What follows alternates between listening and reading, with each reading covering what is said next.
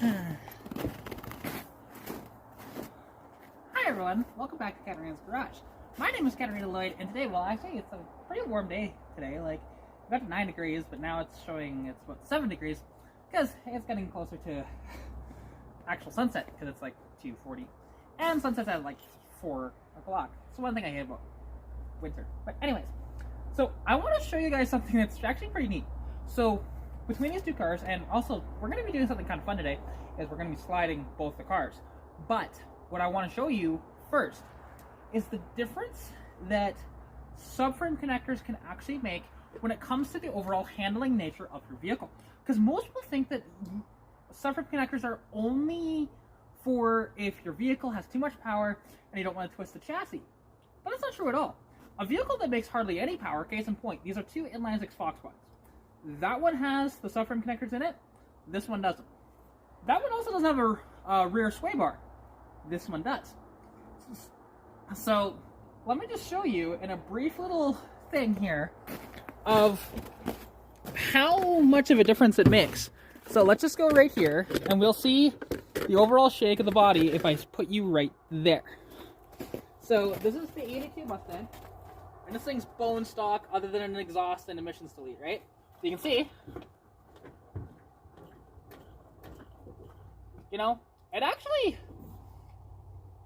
like the body roll, you can tell, it's actually quite a bit, right? Just me shaking it like this. But now, let's go to this car here,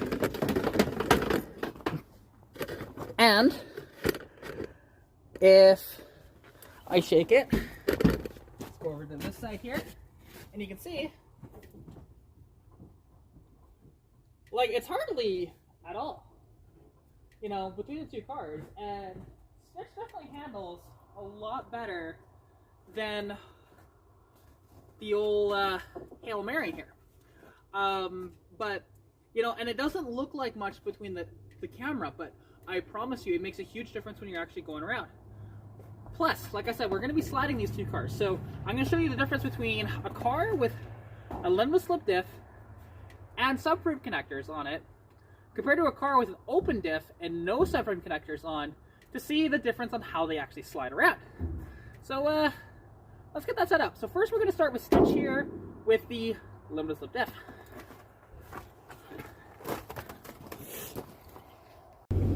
There we go. So, showing the difference between sliding, like I said, the 81 and 82 Mustang. This one has a limited slip. Granted, it also has 355s and slightly different tires, but you can tell there's snow on the ground and everything. You know, I am doing about 35 kilometers an hour here.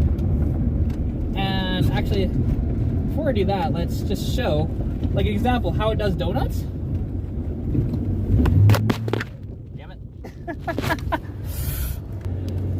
Alright, well that didn't work out so well, so hang on. Let's try and set this up better. Let's see. So like this thing, you know, like it slides very easily, you know, doesn't really get stuck all that much, and you know, and like I said, this one's 2-wheel drive technically, so with the limited slip. So you can see, you know, very simple to slide around. And then if I want to, so hang on. And then now, and I'll show you as well how I can, that wasn't like full send, and I'm not gonna like full send this, but you know, let's just pull a UE right here. And it's really nice when it's like snow and ice on the ground, because you can just, there we go, let go of the gas, perfect. Put it in a second, so I get a little more wheel speed, and then just, you know, very, very easy to kind of slide around that corner like that, right? Very, very easy.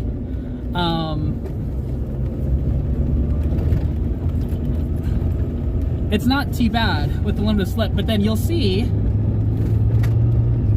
once I have the once I take out the other car,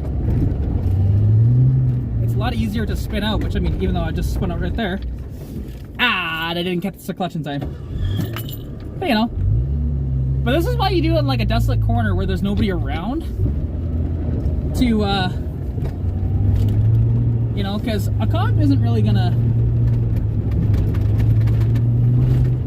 screw with you doing this. But anyway, so you can see this one's fairly easy to slide around. Now I will show you the other car.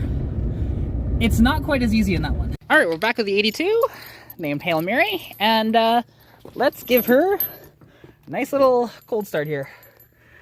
So, to be honest, this one, I need to adjust the choke on it, and I just haven't done that yet.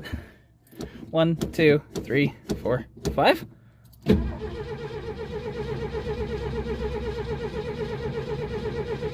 Case in point.